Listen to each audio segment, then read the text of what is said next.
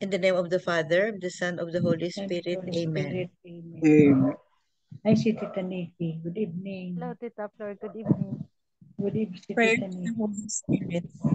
Come, Holy Spirit, fill the hearts of your faithful, and kindle in them the fire of your love. Send forth your Spirit, and they shall be created, and you will renew the face of the earth. Lord, by the light of the Holy Spirit, you have taught the hearts of your faithful. In the same Spirit, help us to relish what is right and always rejoice in your consolation. We ask this through Christ our Lord.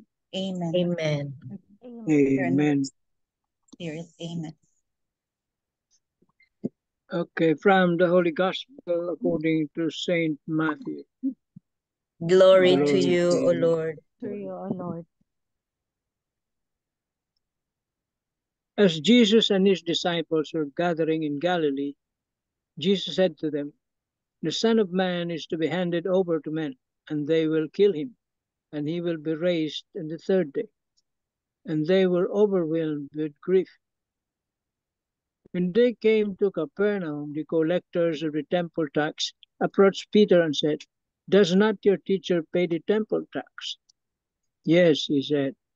When he came into the house before he had time to speak, Jesus asked him, "What is your opinion, Simon? From whom do the kings of the earth take tolls or census tax? From their subjects, or from foreigners?"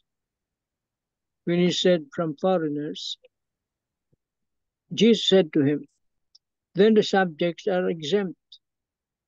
But that we may not offend them, go to the sea, drop in a hook, and take the first fish that comes up. Open its mouth, and you will find a coin worth twice the temple tax. Give that to them for me and for you." The Gospel of the Lord. Praise Praise to to you, O you. Lord Jesus Lord Christ. Jesus Christ. Oh, Father Danny is here. Saved by the bell. Tita Lynn for the 3 pointers. The 3 pointers for today's gospel. Number 1, the gospel tells us that we may not always understand God's plans as they seem to contradict our expectations and lifestyles. Nevertheless, we are each called to remain faithful to God at all times. Number 2, as sons and daughters of God the Father, Jesus as our King, and the Holy Spirit as our daily guide and strength, we are all called to build our country as good citizens. We are to sow peace and unity through our gospel values. Number 3, do you turn away from challenges that demand you to live and uphold the gospel values of Christ? Amen. Amen. Amen. Thank you very much, Tita Lynn. Good Welcome. evening, Father Danny. Good Good evening. Good evening, evening. Good Good Father. evening evening, to Father good Danny. evening Good po. evening. Good evening. Tapos na. We're waiting for you. Tapos na kami, Say, Father. say by the bell, sabi ni Tito Manny. The temple tax is for foreigners, not generally for the subjects.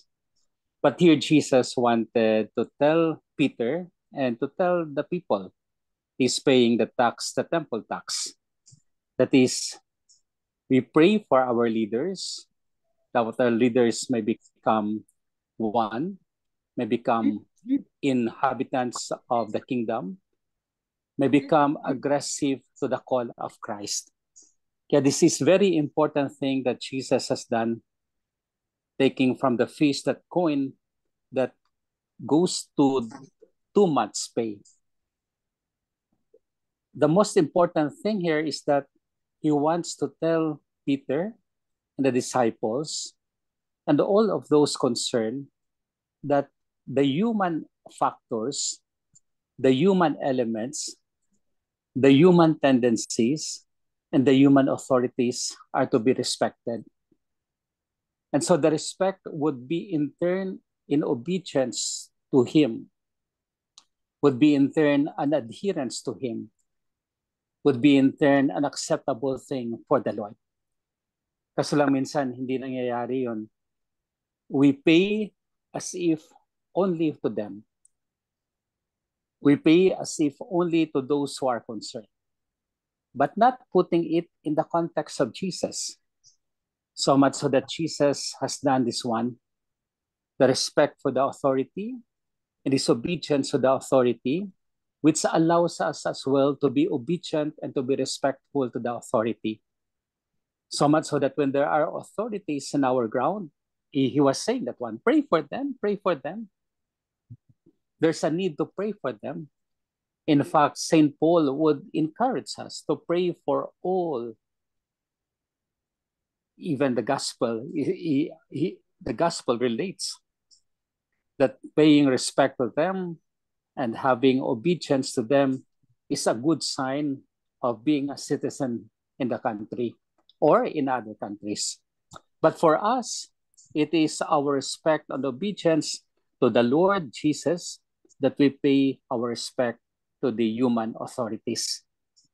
So today, we are called to do our best to work for them, to unify them, to see them in the perspective of God's plan, because every leader is God's plan. Every leader is God's fruit.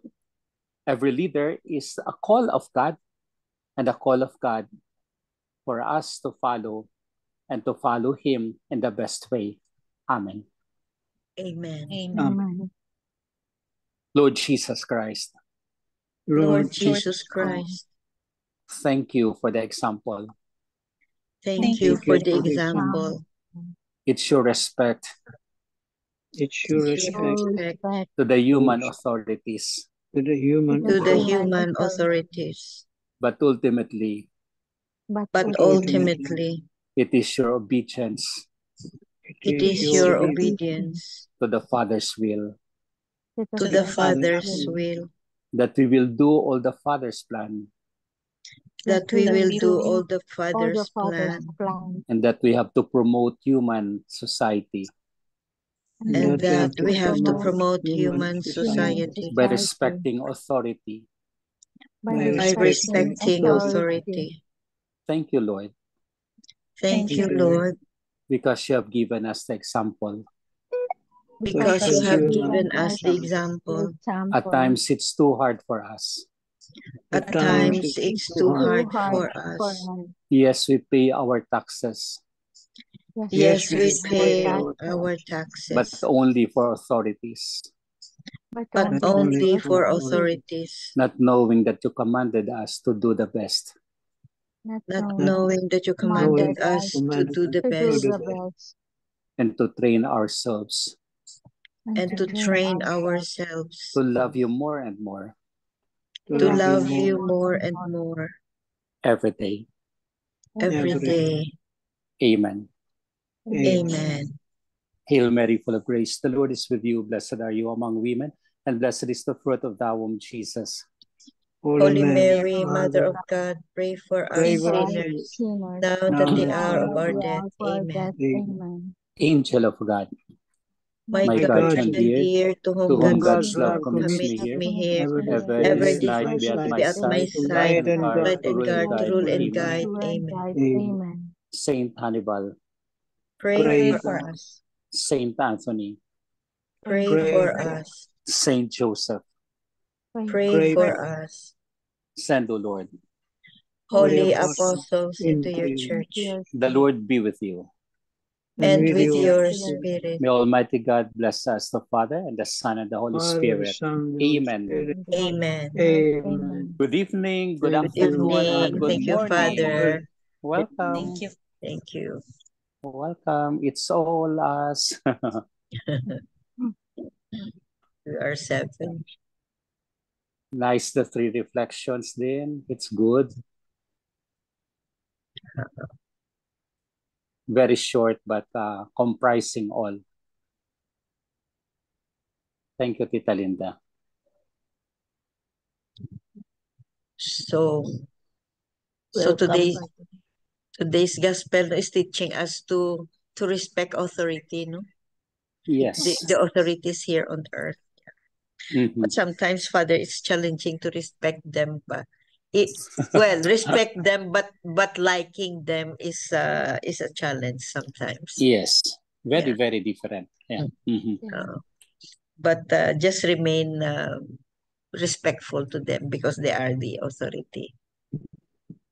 And remain as well obedient to them. Because our obedience to them is our obedience to the Lord Jesus Christ. What about Unless they do the things that are evil, we don't have to follow. Mhm. Yeah. Mhm. So, Father, it's not what they say, it's what they do. Yes. Yeah.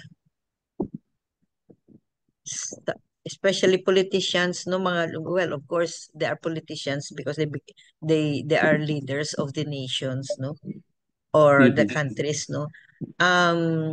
Sometimes it's hard to really follow everything what they say, especially if the leader of the country is not Christ-centered policies ba? Ang mga policies niya. It's not Christ-centered.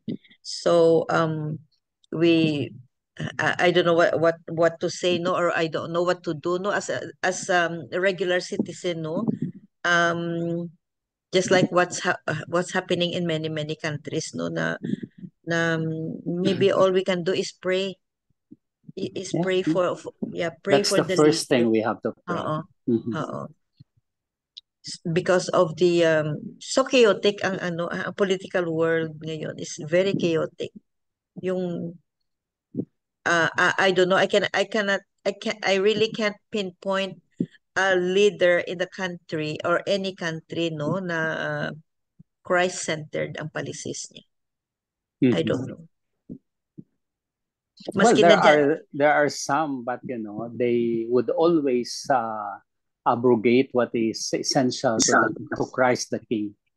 They would follow always their constituents. For example, the policy making bodies. Example, the congressman, the policy making bodies will create abortion. Yeah, he does it. But of course, as Catholic, we don't have to follow abortion. We don't have to follow euthanasia. We don't have to follow same-sex marriage. So the most challenging coming challenges siguro, just in case na divorce will be approved by the Senate in the Philippines, no? So Catholic tayo, yung mga more or less na 80% tayo na Catholic diyan sa Philippines. So very challenging sa Catholic faith natin, no, because of this divorce. The divorce is there, but we have to follow our own way. We have to follow the law of the Lord. We have to follow the commandments of the Lord. So Father, in that case, no, if somebody approach you, no, na divorciado or divorciada and then wants to get married in a Catholic church, i-deny ninyo, Father, no? Yes, we tell them what is the teachings of the church. We tell them what is the truth. The truth will set them free. Hindi kasi sila pwede pa mag-asawa eh. Kahit divorce. But the law itself would allow them. But in the church, it cannot be.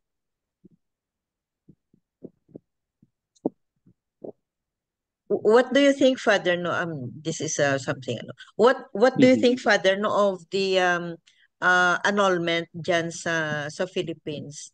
Is it being abused or hindi naman? No, the people do not go for annulment because it's costly. They don't usually have these things. Usually they will go just separating. Separate ways. Not annul. Yes, separate ways, not annulment. Because it's costly, 150,000 or more pa, more pa. Pero Father, the problem will Ah. be when they find someone, di ba? And then Mhm. they just live in. Yeah, that's the problem. The The more living they will in. commit, the more they commit Yeah. sin. Oo nga Mhm. eh. Yes.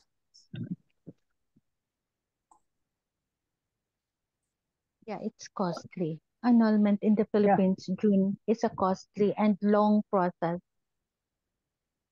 Yes, tama. Mhm.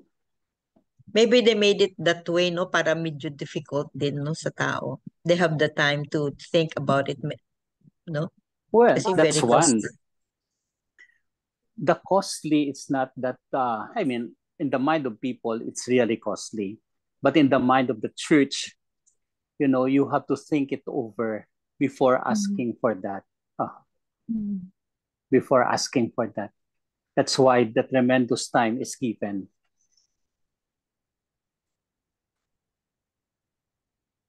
Well, What about, kung costly lang, many can afford it. But you see, yeah, the poor ones could not really do it because of their situation.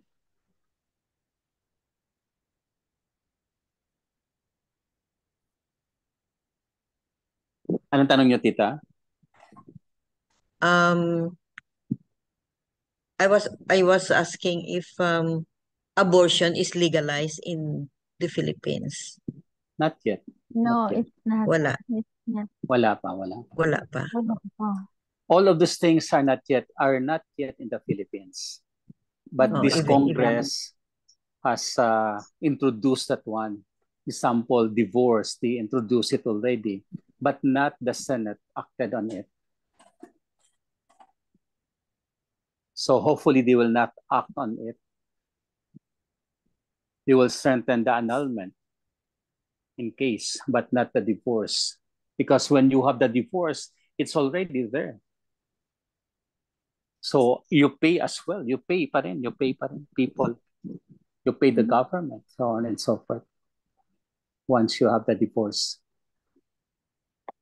It's only the Philippines, Father, which has the divorce. Yes. Is it only the Yeah. only country in the world? Oh. the Kasi only Malta country. Malta Malta has na already. approve We are na. the two countries before. Mm-mm. But with Malta doing it, wala na magawa. So the Philippines is the only one. Hopefully it will not go on. It will not go on. Okay. Yun ang mga challenges. Mhm. And also paying taxes ba? Kasi kung corrupt ang, for example, kung may corruption sa internal revenue natin is parang nagadaya na rin ang mga tao na hindi mag-pay ng tax or i-minimize nila ang tax. Yeah. Very Oh. much, very much. Oo. Well, And then, since before, BIR naman is, number one, number one, number two, number three. sa corruption. Sa kadaya. Oo. Hot, Mhm. very, very hot kasi kung pera eh. Mhm. Oo. You pay this one, they give you that's the receipt of 40 only. For example, there is the cut. There is the cut generally. Oh, one for you, two for me. Mhm. Very sad, no? Yes. Oo.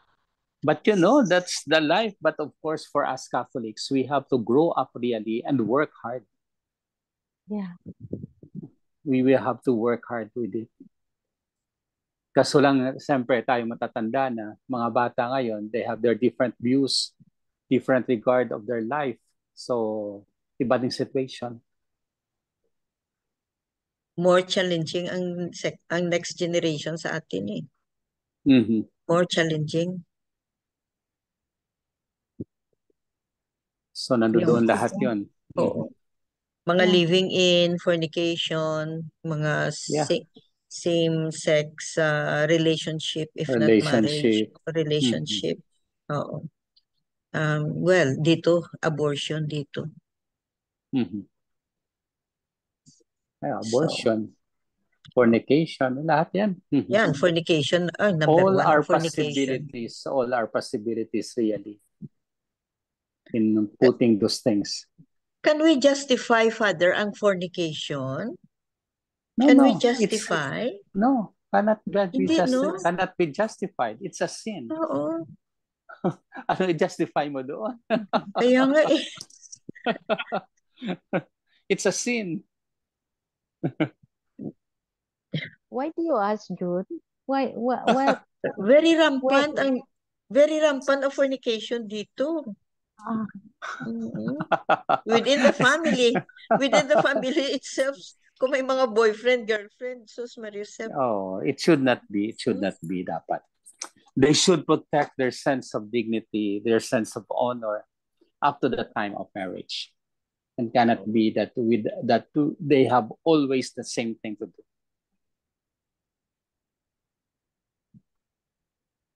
sa US, Especially June, dito yung sa West, no? Especially dito sa US. Baliwala sa kanila. Mhm. Hmm. Well, of course, Philippines, sa mga cities, gano'n na rin naman, siguro. Pero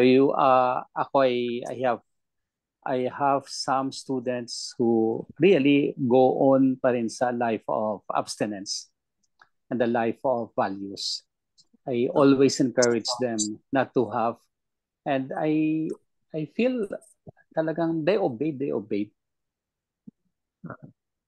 Mhm. At the age of 23, gano'n, mga age of, kahit na naman ang sa kasal ko, madami ako nakikita na they have no relationship until marriage. And it's nice to see them. So we encourage the young people to do the same. To sacrifice, abstain, prayerful, up to the time of marriage. Because when you give that one after marriage, you see the meaning of it. You see how it's valued.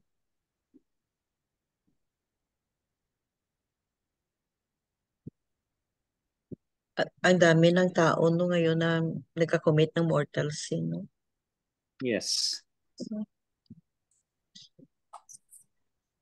Well, we don't, we see them, we pray for them, and we pray for each other. That along the line, we will do the command of the Lord. We will do what is constant in our faith. We will do what is, God's commandments for us. And that hopefully God will be merciful to us.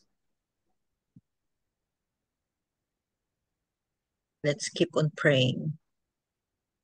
Okay. Okay, So Father. many things are there, but important is we respect and obey the local authorities as an obedience to Jesus the Lord. Amen. Amen. Amen. The Lord be with you. And With with your your spirit. spirit. May Almighty God bless us, the Father, and the Son, and the Father, Holy the Spirit. Son, the Amen. Spirit. Amen. Amen. Go in peace. Thank you, Father. Thanks be to Welcome. God. thank you, Father. Thank you, Welcome po. Father. Thank you, Thank Father. you. Welcome. Thank See you. you. See you again, Bye-bye. Father. Bye-bye. Bye. Good Bye, night, Father. Good Father. night, Father. Good God night. bless, Good Father. night. Bye-bye. Yeah. Please go ahead. It was shared to me by my friends at a funeral mass today, as an SVD priest advised everyone to drink beer every day. B being Bible, Okay. the first E, expressions of love. The second E would be the Eucharist, and then the last 4R, that would be the Rosary. So expressions of love, you just have to think positively. Don't think of anything negative about life.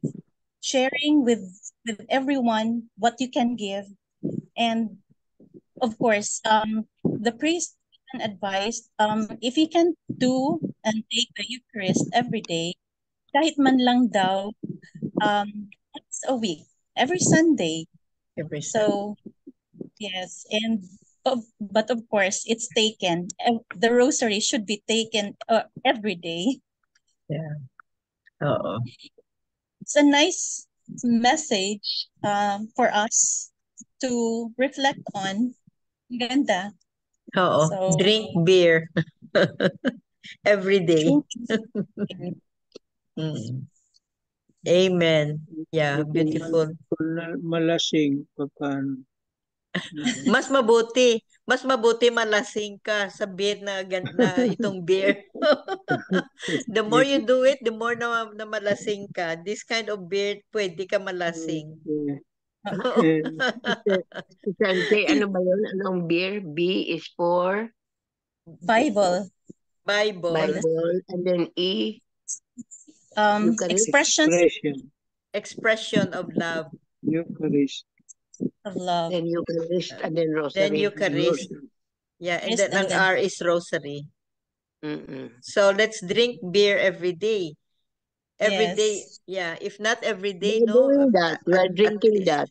Yeah, we're drinking. We're We're drinking drinking every this day. kind of beer. Oo. Yes. Thank you, Tita Sal. Very nice, no? At least easy to remember ba? Kasi nga beer eh. Attractive pa sa mga young ones.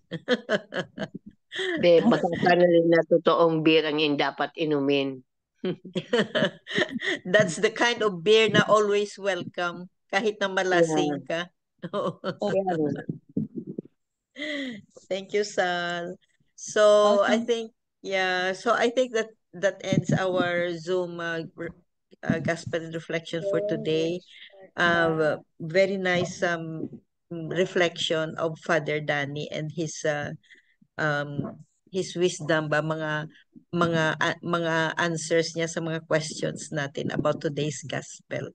So thank you, Lord, for your lessons in life. Thank you for your word through Father Danny. Amen. Amen. Amen. Closing na kita. Yeah, please go ahead, Tita Flor. Our closing prayer is, Dear God, please forgive us for hiding our wrongdoings. Know it's sin before we repent, so there is no real be deceptive. In Jesus' name, amen. Amen. And all together, please, glory be to the Father, to the Son, to the Holy Spirit, as it was in the beginning, is now and ever shall be, world without end. Amen. In the name of the Father, of the Son, of the Holy Spirit. Amen. Amen. Thank you all. Thank you very much. Love you guys. Bye-bye. Bye-bye. Tita Linda. Bye-bye.